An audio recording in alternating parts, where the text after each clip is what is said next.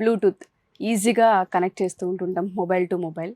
దీనిలో కూడా coding work అవుతుంది అంటారా? వర్క్ అవుతే ఏ కోడింగ్ ఉంటుంది, అసలు దీని ప్రాసెస్ ఏంటి? Not only mobile to mobile, ఇప్పుడు మీరు చూస్తే mobile to watch, smart watch, multiple things అనమాట. ప్రతి దానికి బ్లూటూత్ అన్నది ఇంపార్టెంట్.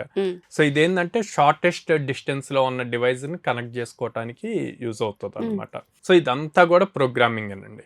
బేసిక్ గా ఇది రన్ అవ్వాలి అంటే సి ప్రోగ్రామింగ్ బాగా రావాలన్నమాట. మనం ఓన్ గా దీని మీద ప్రాక్టికల్స్ చేయాలి అంటే బ్లూటూత్ అనే దాన్ని బేసిక్ గా సి బేస్ చేసి బిల్డ్ చేశారనమాట. సో అక్కడి నుంచి పైథాన్లో కూడా ఈ స్కానింగ్ రిలేటెడ్ ఇవన్నీ కూడా వర్క్ అవుతాయి. పైథాన్లో కూడా మాడ్యూల్స్ ఉన్నాయి. సో ఇలాంటి డివైస్ని మనం కొత్తదోటి క్రియేట్ చేసి దాంట్లో ఒక బ్లూటూత్ మాడ్యూల్ పెట్టి వేరే డివైజెస్తో కనెక్ట్ చేయాలి అంటే ఎంటైర్ ప్రోగ్రామింగ్ కాన్సెప్ట్ ఇదంతా కూడా.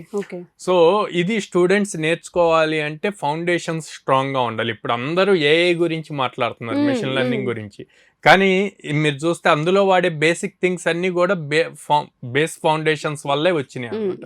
సో అందుకని సి ప్రోగ్రామింగ్ నేర్చుకోవాలి, పైథాన్ నేర్చుకోవాలి, జావా నేర్చుకోవాలి. సో ఇవి నేర్చుకుంటే కనుక ఇలాంటి అప్లికేషన్స్ ఓన్గా బిల్డ్ చేసుకోగలుగుతారు.